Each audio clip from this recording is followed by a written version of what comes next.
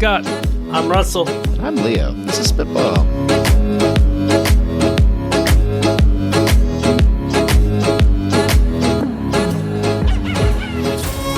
Welcome to Spitball, the pitchin' kitchen. We're three digital dreamers, that's us, empty our heads of startup and tech product ideas that we have stuck up in there so you can all have them for free. Anything that we say is yours to keep. And Scott, you brought our guest this week, right? I did. I actually brought my boss and longtime friend, Kyle. Oh, that's awkward. I know, right? No. Kyle's an electrical engineer. He's the manager of my team. He's always coming up with cool hardware designs and ideas, and I think he would be perfect for this. So welcome, Kyle. Welcome, Kyle. Yeah, thanks for having me. We're so glad you're here. This is going to be fun. We are starting off today with another This or That game. So today we're going to be playing Array of Tongues. I don't know if you know this. There's like hundreds and hundreds and hundreds of languages, world languages around the world. Some of them are pretty obscure. You definitely have not heard of most of them. And that goes for both like spoken or written language as well as programming languages. So I'm going to go down the line here one at a time, and you have to tell me if something is either a world language that somebody speaks or writes, or if it's a programming language that someone writes code in for a computer. And Kyle, we got to start with you, our guest, of course. Tell me, starting off here, we've got Velato, Velato. Is that a programming language or a world language? That one sounds like a world language from like some obscure island. It does. It's actually a MIDI music file language where you can define pitches and orders of notes. All right, starting off strong here. Every single one of these games, Leo, I'm like, I'm going to be good at this. I will get this. I know this stuff. And I get it wrong 100%. Not yet. Russell, Kusunda, Kusunda. That's a world language. It's a language spoken in Nepal. Very good. Very few fluent speakers left. Scott, Wintu, Wintu. I'm going to say a world language. Yeah, it's native to Northern California. Very Let's go. good. Only Northern a few California? descendants left. Yeah. Wow. Kyle, you're next up. Malbolge, Malbolge.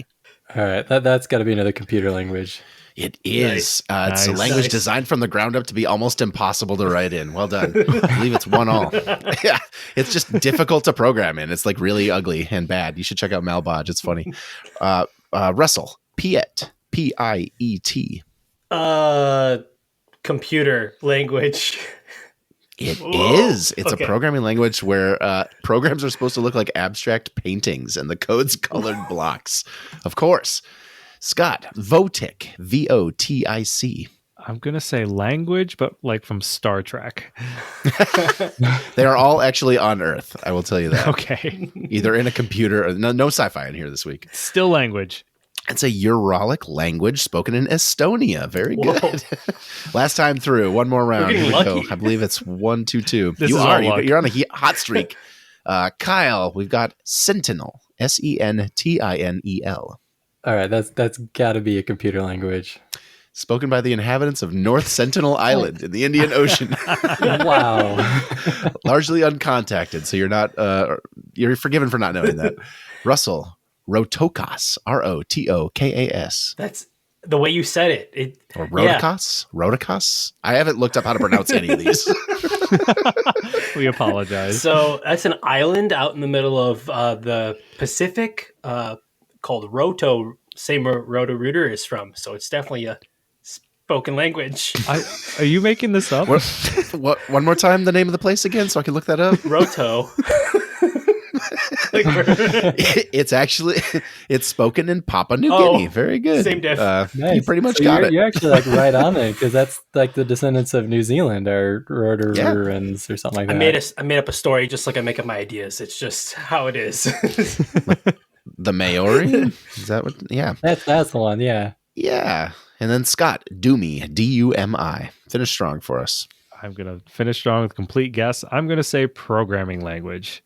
That was the language of Nepal, Ugh. another obscure one in the mountains.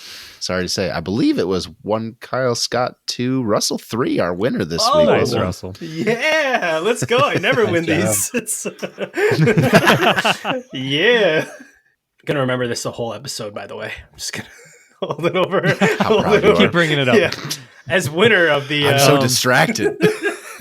the glow of the win. Yeah, you're the high of victory. Your trophy is 3D printing in the basement right now. All right, Leo, what are you bringing to the table today? Okay, so I don't know if you've ever interacted with a kid, maybe a nephew or niece, or you've got your own kids, or you've got some neighbor or something, and they ask about when something's going to happen. When are we going to leave? When is this? How long do I have to wait for that? And you say, I don't know, 15 minutes. The kid says, how long is that? How do you even explain to everyone has their own system for like, it's 1.5 Paw Patrols, or it's, you're going to have to count to 60 15 times. Like any kid's little brain can fathom what that could even mean, right? I would love to build a piece of hardware for this. Maybe it's smart speaker controlled, maybe it's app controlled, I don't know. But it's got a bar of LEDs, maybe an LED matrix, where it visualizes a countdown timer. Google Assistant kind of does this with smart displays, and there's like some shoddy websites out there, but I can't find an actual dedicated hardware product to show time remaining, a countdown timer of some kind. And I know that I would use this constantly. So you just say, here's my 15-minute timer, and it animates with progress bar style or circle filling up style to just show, you can see the fading going on and the time running out. Kind of like, a sand timer, but something a little bit more flexible with how much time is left. That's the whole pitch. Some kind of LED matrix. Love it. So something, I'm picturing like those things that you get at restaurants where they're like, hey, we got a 45-minute wait, go away, hold this piece of hardware. But something that they can physically hold in their hands, the kid, and that something is changing on it so they can see, or at least have a very clear idea of when time is going to be up. Yeah. Maybe the time, like the full amount of the progress bar is 30 minutes or something. And then you say, 20 minutes. So you set it to 2/3 full, and they just expect, okay, now I can visualize how much time is going by. I'm from the generation where every classroom that I was in growing up had an analog clock. And so when someone says that's 45 minutes from now, I just feel how much progress that is of a minute hand moving, right? It's been ingrained intuitively, in you. But I feel like that's something that little kids can do too. And you could try to teach analog clocks to a 3-year-old. I don't know if they'd really get it, Yeah, that reminds me of that game where the timer and you try to have to hit it at the 10-second mark exactly to the millisecond. Ooh. Play that game 100 times and it'll be 15 minutes, right? Like, Sure. I think it's like, I never realized how hard it is for like a little kid to understand time because it's so slow for them, I feel like. And so I don't know, like games or like, a fun animation. That's really interesting. Like, yeah. I think there's like an entertainment element. Like they have to feel like time moving faster. And I feel like if they were to watch paint dry or seconds on a clock, It's just like, this is so long, right? It's going to feel like an hour and a half to them. So how do you make it like move? Because in a way, like it sounds like you wanted it to move fast for them, right? In general. Yeah, for sure. So like as it gets closer and closer to the time, the end time, it'll pulse faster or something. Interesting. Yeah, like it starts changing colors, like red, then yellow, then green. Sure. Finally. Yeah. I feel like this could come in handy at restaurants too. I'm one of the types that gets really hangry. And so if they handed me this little restaurant buzzer that starts counting down at 20 minutes, I can just like watch this and say like, all right, there's only like 2 more little dots left here. I can hold out that much longer. But I'm just like standing there waiting for this thing to buzz. I'm just like staring at my phone like, come on. And it never comes. Even if I love that. Restaurant buzzer where that indicates your place in line is a brilliant idea that also needs a pitch. Yeah. Like it doesn't have to tell you the exact time, just how many people are before you and let you defer it. Then it gives the restaurants, plausible deniability of, well, we don't know the exact time that it's going to be, but there's 4 parties ahead of you. Yeah. Ooh. And I know that this is kind of being supplanted by like text message systems and stuff, but not everyone uses those. Guys, it's like the Domino's pizza tracker, right? They don't really give you the time. Like they give you a rough time, but like you're kind of like, whoa, the pizza is in the oven right now. And there's just something exciting about that, right? Dude. So instead of saying Derek is making your pizza, your buzzer would say the Smith family is finishing up dessert. Man. That's my table. speed them up, and you start pressing the button and it's like throwing like napkins at them or something in real time. I don't Oh, there you go. You can turn this into like a microtransaction. You spend $1 and the waiter is going to come over and give them a nasty look. There you go. $10 and they pour water on their lap or something. Right. It's like Disney's Fast Pass, but malicious. Okay, if you were having dinner and somebody was like throwing dollars at you to leave, like, would you like? I'd stay. Yeah, right. Oh man. It's like the airline booth when you're waiting. Maybe $200 will get you to wait. Maybe $300. You just stay at the table and they're throwing money at you. This is a reverse I guess incentive. you're right. It would backfire so quick, but what a social experiment that would be. Yeah, for sure. Yeah, right. I'll leave right now for 50. Yeah. Bids. I want to go back to the MVP of this though. If you had timers like this for kids on here. Oh, yes. I want to do one for like, hey, this is how long it is till Christmas. And it's just like, it's months of timer on there, but it gives them a day by day or week by month. How many more wake ups until it's Christmas time or their birthday, some big event? Yeah, we do this with paper rings. So we'll make like a long chain and every day we take one down kind of thing. Oh, but nice. Something a little bit more digital, reusable, something could be cool Hardware. Dude, like a 15-minute advent calendar type of thing that's like reusable and doable, like, right? Like, every minute this box will drop something, or Whoa. I don't know what fun activity would fall out of there, that would be cool. Mm-hmm. Then they get to play with 15 different toys in 15 minutes. Like, that's going to make Whoa. time fly. They're still playing with it, but they have the excitement that something new is still going to drop. It's like what's that one dog feeder? The Furbo dog feeder. It drops a Tic Tac every couple minutes. What color is it going to be this time? Or maybe it's a Skittle. We're going to have to wait one more minute. One more Skittle. My dog Mom, is how much time's till dinner? Huh? Set the right. thing. My dog is so food motivated. We could probably teach him time, like how time works, just by dropping a treat every 5 minutes or 15 minutes or something. Regular intervals, yeah. Whoa. I'm going to be gone for 15 treats. It's okay.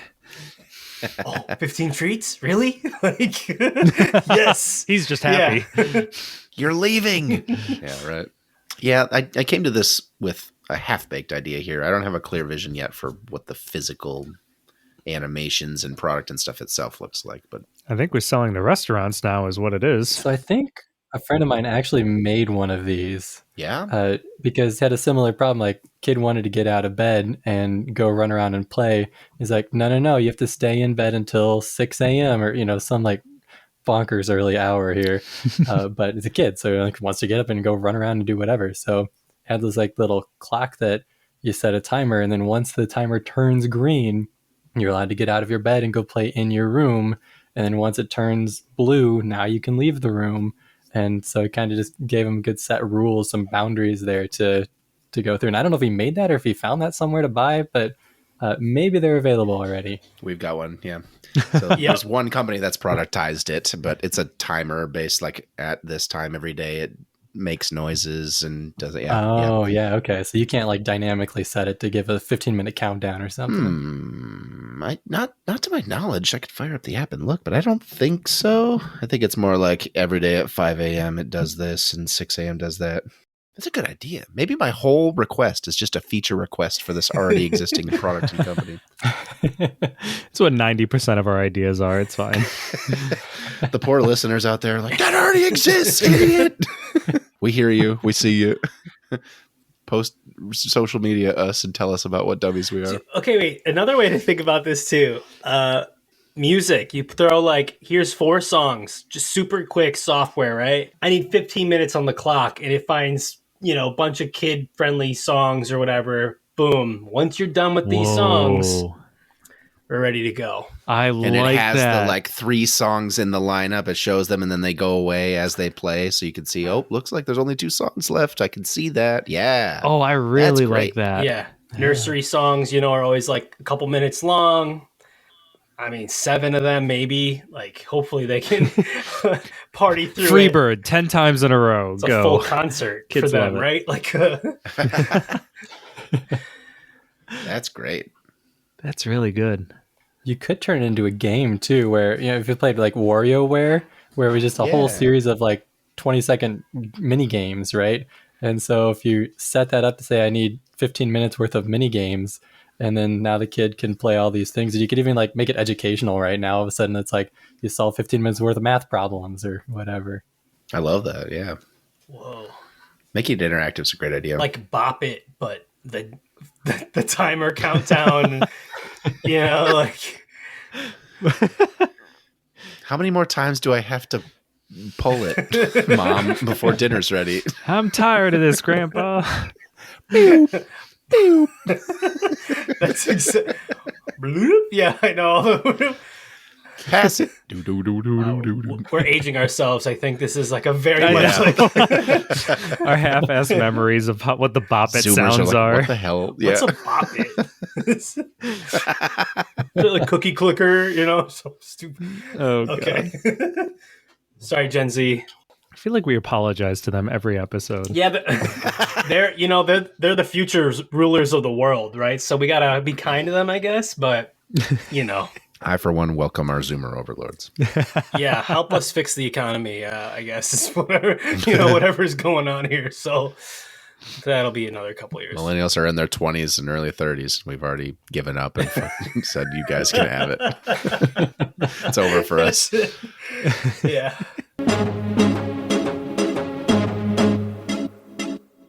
All right, Scott, what do you got for us this week? I think I'm going to deviate from the usual hardware and go into more of a corporate espionage. So software. Kyle and our company contracts our employees to other companies in the local area. At one point, one of our contractors left our company for another company. It happens all the time. However, this contractor, since they left, has been still throwing business our way from the new company. So, for example, if the new company needed specific help contracting on a project, this employee would encourage the new company to throw work back to us, which I found fascinating. So my question / idea is today, could you make a business out of this? Could you take a covert group of individuals who were purposely hired to other companies, but their loyalties still remain with the original parent company whose sole purpose was to throw business back to the parent company? That's about as far as I got. And then I got into a really legal gray area. Like Stephen Elop.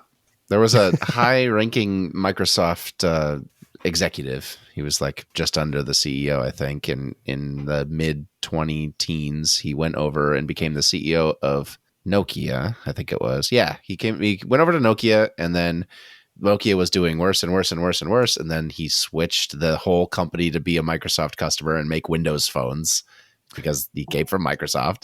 And then they continued to not sell super well. And then he wrote this famous letter that was like, this is a burning oil platform and we all need to abandon ship. And then he sold the whole company to Microsoft and became a Microsoft executive again. He went to like Finland and just corporate shoehorned this whole massive like tent pole of a company in the industry, and just as they dwindled, he brought them back home. Yeah, it was crazy. That's amazing. Yeah. So was that actually like Microsoft's plan from the start? Because Who that's kind of where knows? Scott's idea is going, right? Like Bill Gates Maybe. tells them, "You're out of here. Go to Nokia. Microsoft Tank the company." is 6 steps ahead of us right now. Ballmer's in the back room, like, we've got a new plan for you, Steven. Yeah. I guess like I don't know the business part yet. I think I'm gonna get there, but the idea of just like as people are exit interviewing, like, listen, we're gonna cut you a commission check for any sale that we do because of you.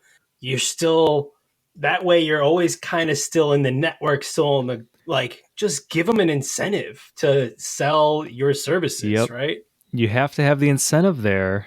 At the same time, this truly becomes like spy versus spy. Like you are moving to another company. You have a handler back at your original company that all your communication is coming to in and out of. Oh, Exhibit A in the court case. Oh, interesting. So you're kind of working with a covert ops agent internally. So this is like, I think this is like a business culture shift. Like, all right, every employee that leaves is coming out as a salesperson. And that salesperson has access to the sales manager, right? And this is how they work, right? Like this should, it's kind of like replacing your sales team with people. Like as you churn at a company, large company, your churn becomes your sales pipeline. Like that's, I mean, I feel like that should be, I don't know if maybe people think this way already, but maybe not incentivized. I don't know. Yeah, but if you do incentivize any company that has high turnover for whatever reasons, all of a sudden could make that high turnover work for them, profitable in some way. Although I guess if you have high turnover, people generally don't want to be loyal to their original company that they left in the first place. Unless that's the plan from the start. Yeah. And your whole culture's around like, all right, bud, you really you love working here so much. We have a new idea for you. Show your loyalty. We will pay you under the table. This is actually what Elon. You're going to go apply for these jobs over here. We have these that will help you like write your resume and do everything. You're going to become this salesperson over here because we know that they need what our company provides. Yeah. Oh yeah, Elon fired everybody at Twitter so that they could go work other jobs and sell more Twitter ads. That's totally this whole. That's been the plan from the beginning, day one. The 5D chess. We're playing checkers. He's playing chess, right? He fired everybody for this sole reason, Scott. I'm just stealing Elon's idea right here. Right. Yeah. Their advertising revenue is down like 70-something%. It didn't work. It didn't work. Nope. It's a long-term play. Everyone who left or was fired hated that new management. Only on paper. Next time. I was just thinking now, like this idea actually kind of exists in like the medical world. So athletic trainers at colleges, high schools, those are all people who are salaried employees of like a local hospital. Yeah. Yeah. That local hospital pays the athletic trainer to go and sit at high school football games and in high school workout rooms. And then when that person gets injured, they're like, hey, go to my local hospital. That's where I'm from. And you should go there. And so that's kind of how those work. Like, are they working there paid by the hospital, or does the high school? They're paid by the hospital. Yeah. And so high school doesn't pay? The high school pays in like an in-kind sponsorship. So when you see like local health center as the ad on the football stadium, that's usually where that's from. Oh, interesting. Okay. So this is kind of like that. But I think, yeah. Kind of.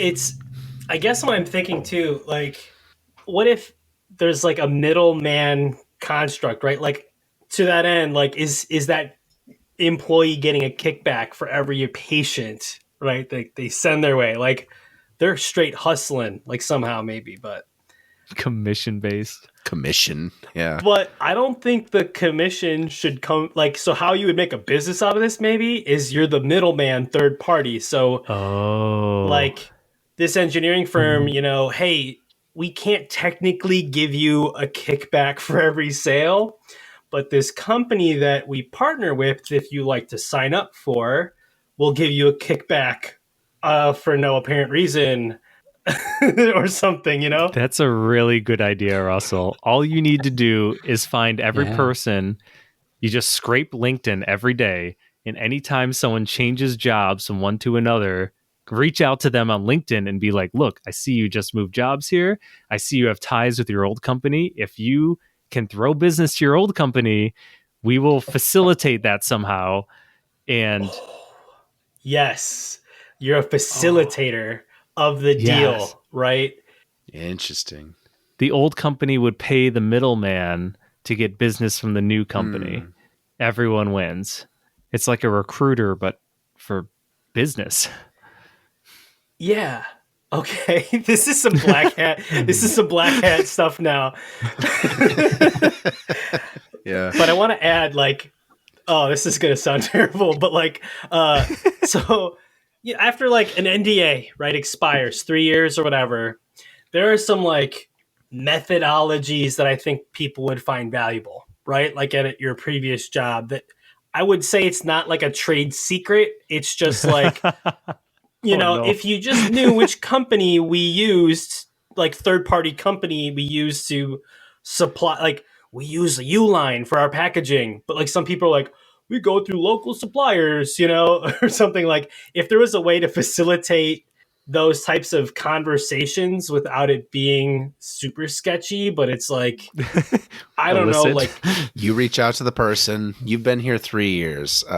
You probably know a few things like this. Would you like us, yes or no, to contact the company and try to start that conversation for you? They don't have to know that information is coming from you, but we can anonymously deliver the information from the employee under your care who's remaining anonymous to management to say, hey, your competitors do this. They pay you for the tip. It'll probably be pretty obvious who's selling it. It's probably Derek, who came from the other competitor. But it doesn't matter. You got plausible deniability, and LinkedIn has all the information you could ever need for this based on people's employment history. And I feel like this probably already happened. Like a consulting firm, like probably reaches out to previous employees about their use of certain systems. Like, how did you do this in your ERP? Oh, well, and it doesn't sound or feel like a corporate secret that you're spilling, right? But now you're just kind of socially engineering information out of past employees. So at least be a little transparent with it and give the, like we are soliciting not secrets. Be totally upfront about it and pay them for their time. It's more honest, I guess, than like, yeah, sure, we're wearing black hats, but at least we show it, instead of just like. But we wear them proudly. Yeah. You're an arms dealer. Yes, we sell illegal guns, but at least we tell people. Trade secrets. Yeah. I just don't want to get incriminated. You come up with a tax fraud one, Scott. It's just one episode, it's man. It's always the nice guys that have all the super genius, evil genius ideas, right?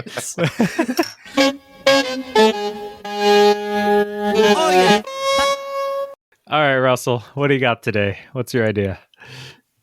All right, so, I feel like there's this problem where, being tech gadget people, we like to buy expensive gadgets, and then we have this like wishful thinking and buyer's regret about our expensive gadget now. And one of those gadgets is drones, right? Like quadcopters. It's like so cool for the first maybe couple months you have it, and then all of a sudden you're like, oh, it sits in the garage a little too long or doesn't get used. And so why I'm hyping on drones is because I feel like there's a huge matching need for people that own a lot of drones that sit around to create maps like GIS, LiDAR maps of areas. Cities need it, businesses need it, roofers need it. Everybody needs a freaking drone shot, but they also probably it's too expensive to have a bunch of drones in your corporation for every person in your fleet. And so drones for hire is this idea where you get all the little people that kind of want drones to be the Uber drivers of drone footage, right? So you drop requests for mapped areas, you fly your drone, you capture the footage, you upload it, right? Rinse and repeat. At my current job, right, there's this huge need for LiDAR mapping or just pictures of houses in the fall because it's because once all the leaves are gone, all the tree canopy stuff, you can't take really good photos of houses until all the leaves are gone. And so we just need hundreds of drones to fly and capture footage of every possible region as quickly as possible while that sliver of time in the season, right? So that's drones for hire. It's just ad hoc hiring drone people to fill this giant need for maps at a drone level, right? Lots of uses. So to clarify, you, the drone owner, you've bought this drone, it's sitting in your garage. You would be the one who would sign up for this app and be like, yeah, I can go fly my drone and get whatever footage you need. It's not just you handing your drone to someone else. Correct. Yeah. You would be an Uber driver. That. You would maybe have to drive to a site, fly your drone, upload your map, move on, right? Love that. Because you still get to fly the drone. That's the whole point. You got it. Right. And you're now making, it's kind of like a revenue stream. It like breaks. So you have it for fun, but then you're also making money on it. It's just like owning a car, Yeah. right? And then Uber driving or whatever. So, yeah, this a huge need. I think that's just DJI or whatever should just give drones out for free or like at a discounted rate and say, or like what is it? Amazon does the Kindle with ads. You just do something where you give out so gross. drones, and you're like, all right, you can't use your drone until you've done 10 flights. Here's how you do them. Something like that. You got to fly through this obstacle course and prove you're worthy of this service. Or like then we just sell the obstacle course because it's fun. Yeah. That sounds fun. Just on its own, like those drone racing competitions that they have out in Vegas or whatever. My wife and I had a drone videography business when they were like still pretty clutch. We had a DJI one before they had cameras built in, so we had the model that you strap to GoPro to, basically. It was super great. My whole goal with it was like start an LLC, get just enough income to pay for the drone itself and the experiment, and then maybe I'll even stop. I don't know. But after about a year, we had done a couple of jobs for like a plastic injection molding company and stuff, got some video and stuff, made a few $100, paid for the drone itself. And then we were looking at this like vast chasm of we're going to have to get certified. There's going to be a bunch of new regulation. There's going to be like insurance to deal with and stuff because this is becoming legitimate now. Let's bounce. And we got out of it because there was such impending headache when it came to like all the paperwork and stuff. So if I could abstract all that out and say, hey, I need to hire a drone for this or whatever, it comes with a pilot who's insured, who's certified, who's done all this and knows exactly what I need. Or your platform maybe matches me to local pilots who have, this one's better for like video. This one does LiDAR. This one goes around and I don't know, makes 3D maps of your farm or whatever you need. Then you're kind of making a marketplace there. Right. I think your revenue stream is going to be the insurance company at this point. Let's start a drone insurance company and then just have it as the baseline of this entire operation. You got to use our insurance for it. It's $2 a month or whatever. Well, could you, as that marketplace owner, incentivize the drone owners to sign up by saying, hey, we'll insure you?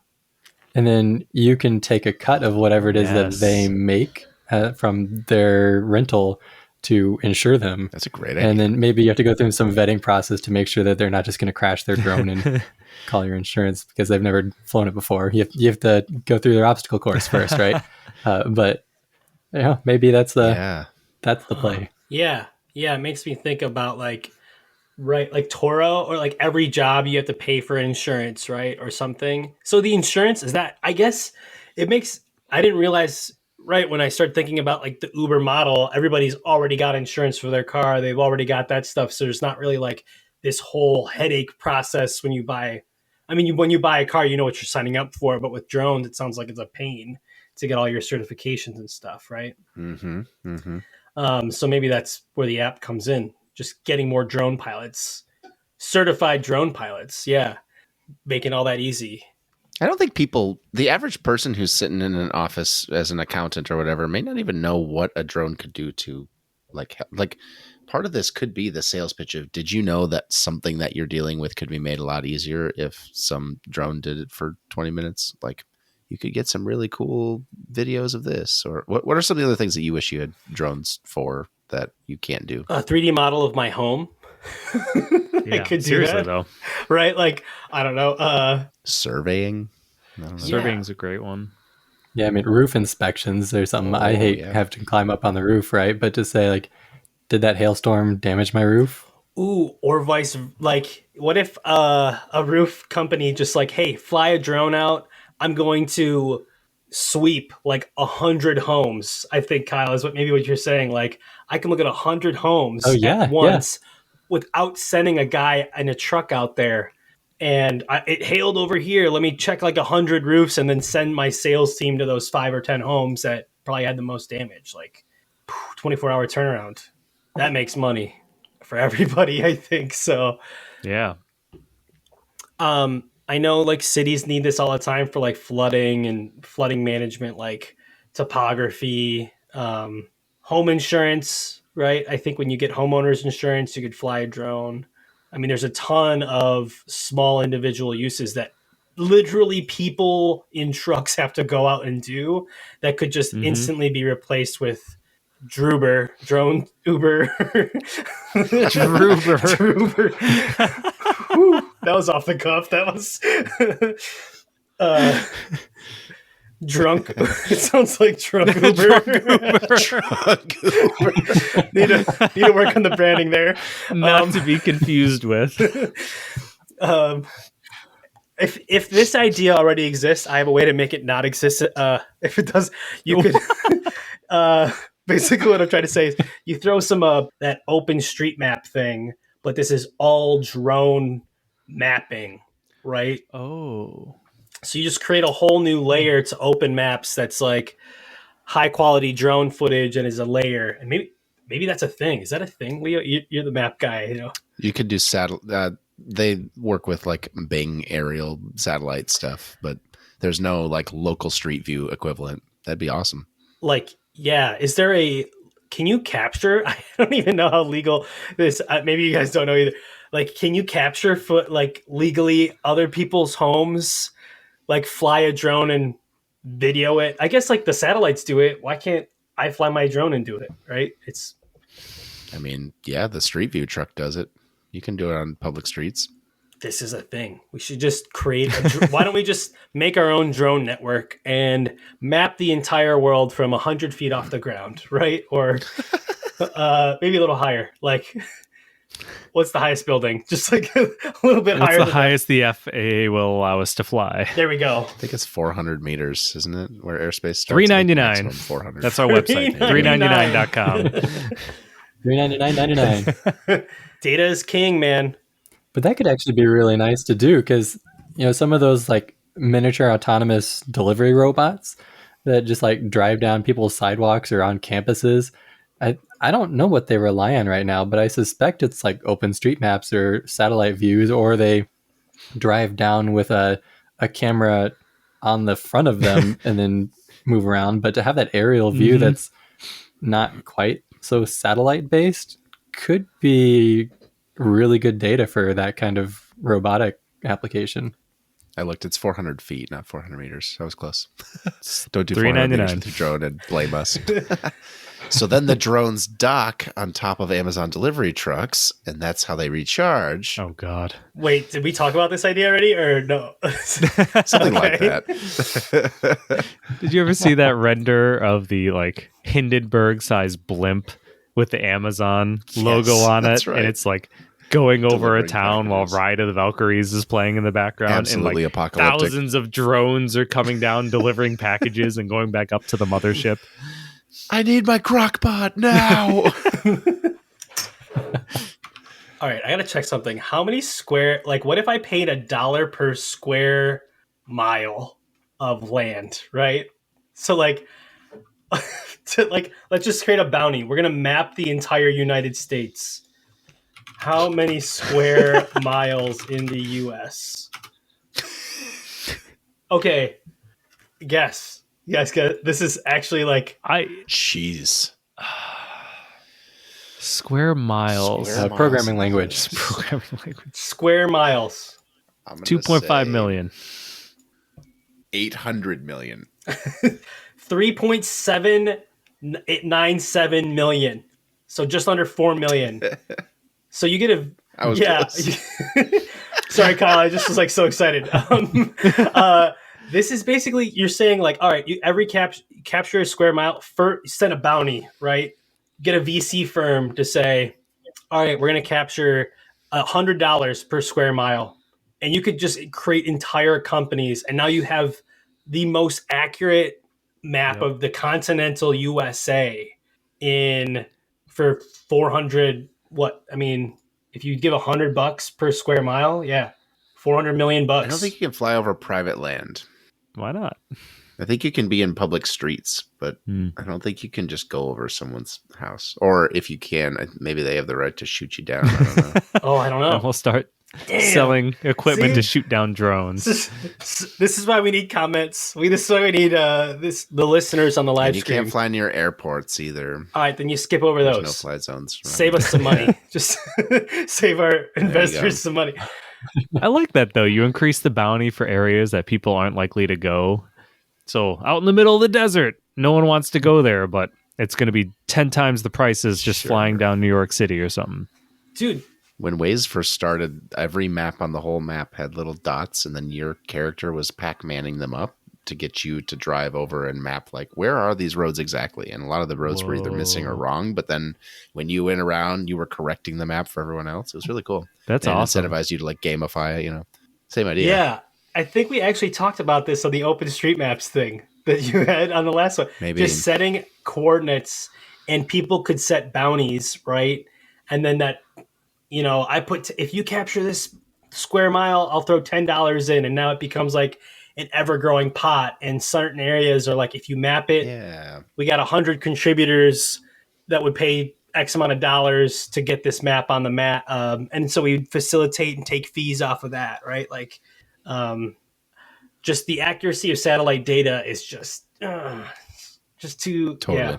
Russell, I have come so close in the last 12 months to buying a drone, and each time I talk myself out of it because I know it would, like you said, it would sit in a corner. But if I could scratch the itch by renting one a couple of times, I would be a customer. Absolutely. See, we could also crowdsource a drone, Leo. All 4 of us here could just be part owners of a drone, right? Like, always spitballing. ABS. ABC. Always be spitballing.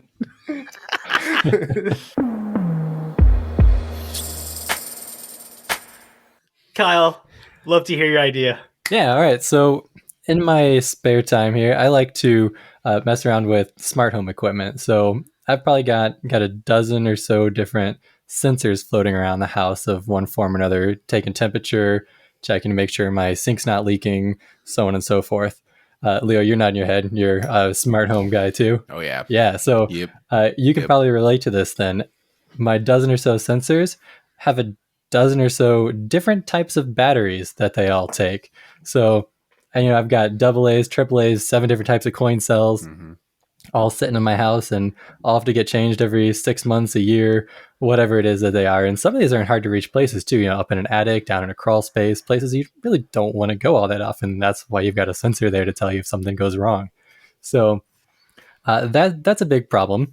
One of the ways that companies are starting to account for this is they're really getting into like alternative energy and energy harvesting, right? So if you can take solar power and power all these smart home sensors, well, that's great. Now you don't ever have to change the batteries. One big thing that they're really starting to get into is RF harvesting. So it's using the Wi-Fi signals or Bluetooth in your house. There's just all this excess energy that's bouncing around your house all the time that you're not doing anything with. But these sensors can pick it up and just sit there churning, picking up this power, absorbing. And then once every 15 minutes or half an hour, they've got enough information or enough power now to turn on, take a temperature, spit it out over Wi-Fi, and go back to sleep. And then they just sit there for another 15, 20 minutes, picking up more energy. So as those start to come out, people are going to start purchasing those because you never have to change batteries in those again, right? So that's just great. The challenge is that's going to create a whole ton of electronic waste because people are just going to go scrap these other pieces that they never want to change batteries again. So why would they? Plus, you got all these kids' toys too, right? Of lots of other things to take battery. So my idea is to use that same energy harvesting concept, but package that into the same form factor as a typical battery. Oh, man. And then now you've got these batteries that never go bad. It's the last battery you ever buy. So you take 6 of these energy harvesting AAA sized batteries, you slap them into your kid's RC car, and you don't have to worry about changing the batteries if they forget to turn it off, right? You can just drive this thing around. So now you've got this interim solution for smart home stuff, but you can also use this for any other battery application you need. I have always been fascinated by RF harvesting. Is it fringe science? Can you actually get enough to power a Wi-Fi radio or like Matter or something low powered? With patience, right? It all comes to how much data you need to send and how long you're willing to wait for that message to go across. But absolutely, Really? I don't know, it's probably like a 1 watt That's enough. Yeah. would be my guess for a typical broadcast of a typical wireless router. There you go, my router. Probably watt, 500 watts. I don't know what it is, but yeah. If Our intro to engineering class, it blew my mind when the professor took just like a wire, hooked it up to a headphone, and the wire was coiled as an inductor to the point that there was nothing powering the system. It was just a breadboard, but you could still put that headphone up to your ear and pick up the local FM radio or AM radio on there.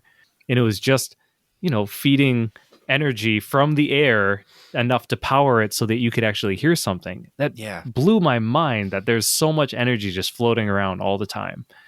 tinfoil. There's stories of Brinkley. There was this huckster who lived, I think, in Texas or somewhere out south, who was broadcasting like snake oil commercials over the radio. And he had this pirate radio station that was way over the legal limits in the USA. So he moved right over to Mexico, and he had this like 1,000 watt transmitter, something insane that was way, way more than it should have been. And people talked about in nearby towns, their bed springs would play the radio. Oh my God. They could hear it in like pots and pans and stuff. So if I got a big, like, let's say I'm thinking of this as like an antenna. Like if I got a bigger antenna, like would it produce more power? Is that a thing? Like if I bought a giant cover for the ceiling of my office, could I power or charge more with a bigger net, right? Yeah, I don't think it has to do with the size of the antenna so much as it has to do with the power supply that's powering the antenna. So I think you need like a 500 milliwatt antenna to actually get you, I don't know, FM radio. I'm throwing numbers out here. But if you have like a 1 watt, now suddenly you can go 17 times the distance. Okay. That makes sense. Because I was about to go big with that. That was real. I was like, whoa. He was about to invent wireless extension cords.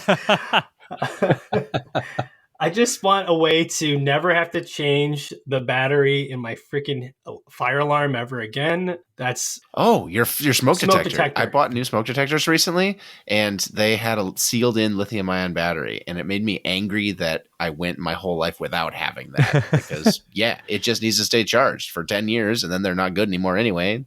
Right. Yeah. But I know what you mean. Other things like that too. Clocks, right? Like changing a clock battery is like the worst. I know. I'm thinking remote controls right now. Like every remote or Roku or whatever, they would just have a self-charging battery. The power consumption on them is so minimal and so sporadic. Yeah. It would always be fully charged if it could just pick up AM whatever station on there and charge itself up. Yeah, Xbox controller. Xbox controller. That's a great one. To charge that thing. Especially when it like sits around all like for a whole day and doesn't do anything, right? 99% of the time, it's just chilling there until you press a button on it or something. Totally. And smart home is the perfect application for this. You're totally right. With new protocols like Matter and stuff, a lot of them are really low power. Yeah, because then you can toss sensors like literally into the wall, and you can drywall over top, and just forget you don't about have to worry about it, right? Your whole wall. You were telling me that you put a accelerometer on your washing machine and had it text you if hey, the laundry, it stopped jiggling, so the laundry's done, and let you know. And I thought that was the most brilliant thing I've ever heard. Hold on, I'm on Amazon. Zigbee vibration sensor. Thank you very much, Kyle. Can we wait, Kyle? I think you're saying like, can I put paint over, replace drywall, right? I just put a giant sticker on the wall, and now I could put devices all over the wall. Like wallpaper's back, baby. Yeah, like could you just like have this would be a cool or like a toy. Let's say you make this into a kid's toy, right? Or something. You just have like a board, and all of a sudden whatever you put on the board is receiving power from like this wireless mats or whatever, and now you're just like creating it like it just is magic. It looks like magic. It acts like magic. Yeah, you could absolutely do that. Actually, I saw a place. I was at CES back in 2021, and they had a really cool uh, place there that had a transmitter box up in the corner of their room, and it was just blasting probably 5 watts of power. I don't know, it wasn't a ton, but it was enough to wirelessly charge every single different thing in their demonstration area. So they had like 3 or 4 different phones that had this little plug hooked in there that were receiving power from this. And now all of a sudden, your phone just gets trickle charged all the time. Your tablets get trickle charged. Your TV can be powered through this little box that sits up in the corner. Now you're going to get on, I'm sure, all sorts of like health concerns around. I was just thinking how that. much power am I gonna? Am I X-raying myself every day? Irradiating my body overnight. But that's why I like your original idea, just because it's already there. Hey, we're using existing, radio stations or existing 2.4 gigahertz Wi-Fi to trickle charge everything we possibly can. Can I ask a naive question? If I had a bunch of these all over my house, would my Wi-Fi signal be down? Like, would I have less RF power penetrated through the walls and stuff because I'm taking that energy and Good question. using it? I don't actually know. I don't think so, though. Huh. That, Yeah, me either. I mean, presumably, yeah, because the power does like bounce off of all these things, and so when something is absorbing it, it will pick up some of that power. So maybe, but I don't know how many devices you'd have to do to like really make that affect you. Really, This is free energy in a way, right? Because other people are already paying for it, or like radio stations and all that stuff. So like, yeah, or you're paying for it, right, by broadcasting your Wi-Fi signal out too. Pick a band. So in a way, it's right.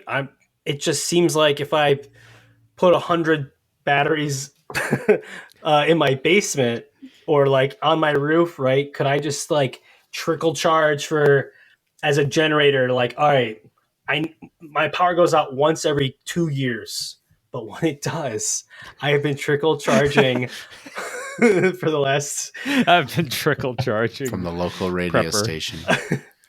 I feel like solar's probably way more worth your time than the local radio I guess station. so, Leo. I guess that makes sense, right? Yeah. Not to know about you, but yeah. Why would I even buy a device that? I guess I could just buy a generator, right? It's just, yeah.